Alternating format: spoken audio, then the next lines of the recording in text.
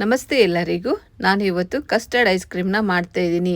ನೀವು ಈ ರೀತಿ ಒಮ್ಮೆ ಕಸ್ಟರ್ಡ್ ಐಸ್ ಕ್ರೀಮ್ನ ಮಾಡಿಕೊಂಡ್ರೆ ಹೊರಗಡೆಯಿಂದ ನೀವು ಐಸ್ ಕ್ರೀಮ್ನ ತರೋದನ್ನೇ ಬಿಡ್ತೀರಾ. ಅಷ್ಟು ಸುಲಭವಾಗಿ ಮಾಡ್ಕೋಬೋದು. ಐಸ್ ಕ್ರೀಮ್ನ ಮನೆಯಲ್ಲೇ ಸುಲಭವಾಗಿ ಕ್ರೀಮಿಯಾಗಿ ಐಸ್ ಕ್ರೀಮ್ ಮಾತ್ರ ಸೂಪರ್ ಆಗಿ ಬರುತ್ತೆ.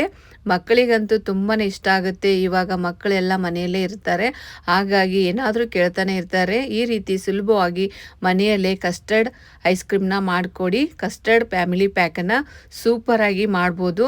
ಹಾಗಿದ್ರೆ ಬನ್ನಿ ಯಾವ ರೀತಿ ಮಾಡೋದು ಅಂತ ನೋಡೋಣ. ಮೊದಲದಾಗಿ ನೋಡಿ, ನಾನಿವಾಗ 1/2 ಲೀಟರಷ್ಟು ಕೆನೆಭರಿತ ಹಾಲನ್ನು ತೊಗೊಂಡಿದ್ದೀನಿ. ನೋಡಿ, ಪೂರ್ತಿಯಾಗಿ ಇದು ಗಟ್ಟಿ ಇರುವಂಥ ಹಾಲನ್ನು ನಾನು ತೊಗೊಂಡಿರೋದು. ಚೆನ್ನಾಗಿ ಒಂದು 10 ನಿಮಿಷ ಕುದಿಸಿ ತೊಗೊಳ್ಳಿ. ಇವಾಗ 2 ಪಾಕೆಟು ಬಾದಾಮ್ ಪೌಡ್ರನ್ನ ಹಾಕ್ತಾಯಿದ್ದೀನಿ. ಇವಾಗ 1 ಬೌಲ್ ಆಗೋಷ್ಟು ಸಕ್ಕರೆನ ಸೇರಿಸ್ತಾ ಇದ್ದೀನಿ. ಆದಷ್ಟು ಕೆನೆಭರಿತ ಗಟ್ಟಿ ಇರುವಂಥ ಹಾಲನ್ನು ತೊಗೊಳ್ಳಿ, ಆಗ ಮಾತ್ರ ಐಸ್ ಕ್ರೀಮು ತುಂಬ ಚೆನ್ನಾಗಿ ಬರುತ್ತೆ. ಇದಕ್ಕೆ ಸ್ವಲ್ಪ ನೀರನ್ನು ಮಿಕ್ಸ್ ಮಾಡಬಾರ್ದು, ಗಟ್ಟಿ ಹಾಲನ್ನು ತೊಗೊಳ್ಳಿ. ಕರೆಕ್ಟಾಗಿ ಇದನ್ನು ಮಿಕ್ಸ್ ಮಾಡಿ ತೊಗೊಳ್ಳಿ. ಒಂದು 10 ನಿಮಿಷ ಚೆನ್ನಾಗಿ ಕುದಿಸಿ ತೊಗೊಳ್ಳಿ. ಆನಂತರ ಇವಾಗ ನೋಡಿ, ನಾನು ಕಸ್ಟರ್ಡ್ ಪೌಡ್ರನ್ನ ತೊಗೊಂಡಿದ್ದೀನಿ. 3 ರಿಂದ 4 ಟೀ ಸ್ಪೂನಷ್ಟು ಕಸ್ಟರ್ಡ್ ಪೌಡ್ರನ್ನ ತೊಗೊಳ್ಳಿ. ಇವಾಗ ಅದೇ ಹಾಲನ್ನು ಇದಕ್ಕೆ ಸೇರಿಸ್ತಾ ಇದ್ದೀನಿ. ನೋಡಿ, ಸ್ವಲ್ಪ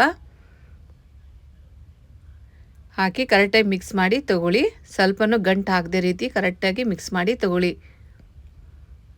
ನೋಡಿ, ಈ ರೀತಿ ಸ್ವಲ್ಪನೂ ನೀರನ್ನು ಮಿಕ್ಸ್ ಮಾಡಬೇಡಿ. ನೋಡಿ, ಇವಾಗ ಈ ರೀತಿ ಮಿಕ್ಸ್ ಮಾಡಿ ತೊಗೊಂಡಿದ್ದೀನಿ. ಇವಾಗ ಕುದೀತಿರುವ ಹಾಲಿಗೆ ಇದನ್ನು ಸೇರಿಸಬೇಕು. ಹಾಕಿ ಒಂದು 5 ನಿಮಿಷ ಚೆನ್ನಾಗಿ ಕುದಿಸಿ ತೊಗೊಳ್ಳಿ. ಕಸ್ಟರ್ಡ್ ಪೌಡರ್ ಹಾಕೋದ್ರಿಂದ ಬೇಗ ಗಟ್ಟಿ ಆಗುತ್ತೆ. ಕರೆಕ್ಟಾಗಿ ಇದನ್ನು ಕುದಿಸಿ ತೊಗೊಳ್ಳಿ. ಇವಾಗ ಅದೇ ಬೌಲಿಗೆ ಸ್ವಲ್ಪ ಹಾಲನ್ನು ಹಾಕಿ ಕರೆಕ್ಟಾಗಿ ಮಿಕ್ಸ್ ಮಾಡಿ ಹಾಕ್ತಿದ್ದೀನಿ. ನೋಡಿ, ನಾನು ಎಕ್ಸ್ಟ್ರಾ ಹಾಕ್ತಾಯಿಲ್ಲ, ಅದೇ ಬೌಲಿಗೆ ಹಾಲನ್ನು ಹಾಕಿ ಇವಾಗ ಹಾಕ್ತಾ ಇರೋದು. ಕರೆಕ್ಟಾಗಿ ಮಿಕ್ಸ್ ಮಾಡಿ ಒಂದು 5 ನಿಮಿಷ ಕುದಿಸಿ ತೊಗೊಳ್ಳಿ.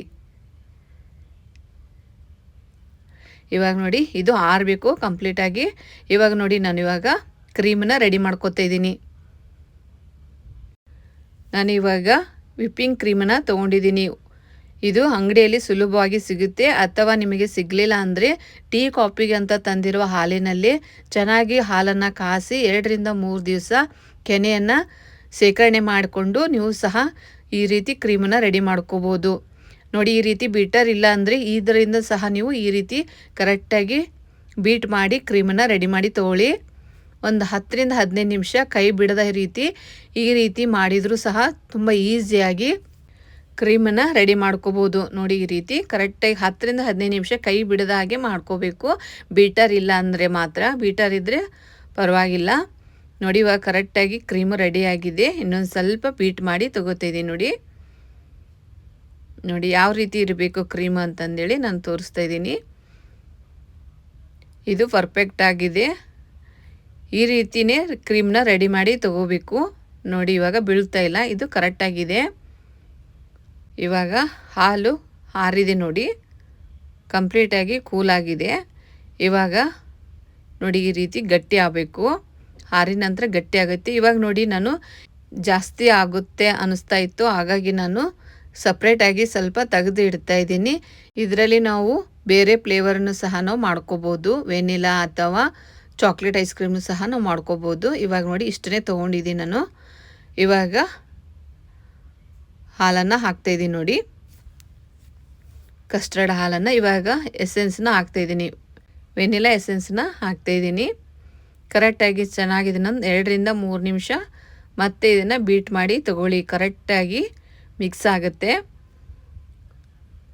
ನೋಡಿ, ಈ ರೀತಿ ಕರೆಕ್ಟಾಗಿ ಬೀಟ್ ಮಾಡಿ ತೊಗೊಳ್ಳಿ. ನೋಡಿ, ಈ ರೀತಿ ಸುಲಭವಾಗಿ ಮನೆಯಲ್ಲಿ ನಾವು ಜಾಸ್ತಿ ಕ್ವಾಂಟಿಟಿಯಲ್ಲಿ ಮಾಡಿಕೊಂಡ್ರೆ ಮಕ್ಕಳಿಗೆ ತುಂಬಾ ಇಷ್ಟ ಆಗುತ್ತೆ, ಇಷ್ಟಪಟ್ಟು ತಿಂತಾರೆ. ಇವಾಗ ನೋಡಿ, ಇಷ್ಟ ಆದರೆ ಸಾಕು. ಇವಾಗ ನಾನು ಟ್ರೂಟಿ ಫ್ರೂಟಿನ ಹಾಕ್ತಾಯಿದ್ದೀನಿ. ಹಾಕಿ ಕರೆಕ್ಟಾಗಿ ಮಿಕ್ಸ್ ಮಾಡಿ ತೊಗೋತಿದ್ದೀನಿ.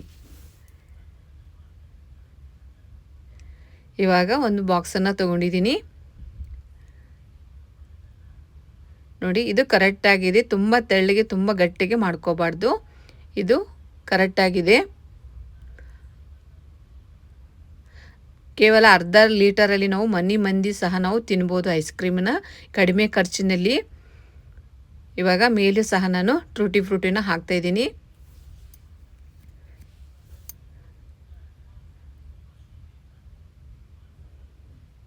ನೋಡಿ, ಈ ರೀತಿ ಇರಬೇಕು. ಇವಾಗ ಕರೆಕ್ಟಾಗಿ ಇದನ್ನು ಕ್ಲೋಸ್ ಮಾಡಿ ತಗೊಳ್ಳಿ.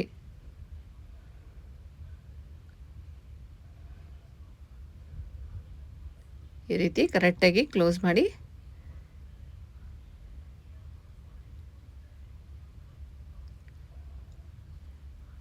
ಇದನ್ನು ನಾನು 8ರಿಂದ 10 ತಾಸು ಫ್ರಿಜ್ಜರಲ್ಲಿ ಇಡ್ತಾ ಇದ್ದೀನಿ. ಇವಾಗ 10 ತಾಸು ಆಗಿದೆ ನೋಡಿ. ಕರೆಕ್ಟಾಗಿ ಬಂದಿದೆ ಐಸ್ ಕ್ರೀಮ್ ಮಾತ್ರ ಸೂಪರಾಗಿ ಬಂದಿದೆ. ಮಕ್ಕಳಿಗಂತೂ ತುಂಬಾ ಇಷ್ಟ ಆಗುತ್ತೆ. ಈ ರೀತಿ ನಾವು ಮನೆಯಲ್ಲೇ ಐಸ್ ಕ್ರೀಮ್ನ ಮಾಡಿಕೊಟ್ರೆ ಇಷ್ಟಪಟ್ಟು ತಿಂತಾರೆ.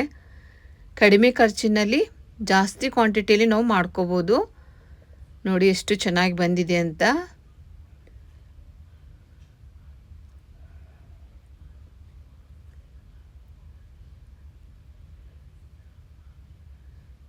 ಇವಾಗ ಒಂದು ಬೌಲಲ್ಲಿ ಸರ್ವ್ ಮಾಡ್ತಿದ್ದೀನಿ ನೋಡಿ.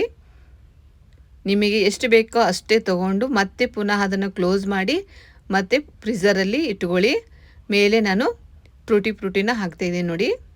ಟೇಸ್ಟ್ ಮಾತ್ರ ಸೂಪರ್ ಆಗಿರುತ್ತೆ. ನೀವು ಐಸ್ ಕ್ರೀಮ್ ಪಾರ್ಲರ್ನಲ್ಲಿ ತಿಂದಿರ್ತೀರಾ ಅದೇ ಟೇಸ್ಟು ಸೂಪರಾಗಿ ಬಂದಿದೆ. ತುಂಬಾ ಈಸಿ ಮಾಡೋದು ಮಾತ್ರ. ವಿಡಿಯೋ ಇಷ್ಟ ಆಯಿತು ಅಂದರೆ ಲೈಕ್ ಮಾಡಿ, ಶೇರ್ ಮಾಡಿ ಮತ್ತು ಸಬ್ಸ್ಕ್ರೈಬ್ ಫಾಲೋ ಮಾಡೋದನ್ನು ಮರಿಬೇಡಿ. ಮತ್ತೆ ಭೇಟಿಯಾಗೋಣ ಮುಂದಿನ ರೆಸಿಪಿ ಒಂದಿಗೆ. Thank you for watching.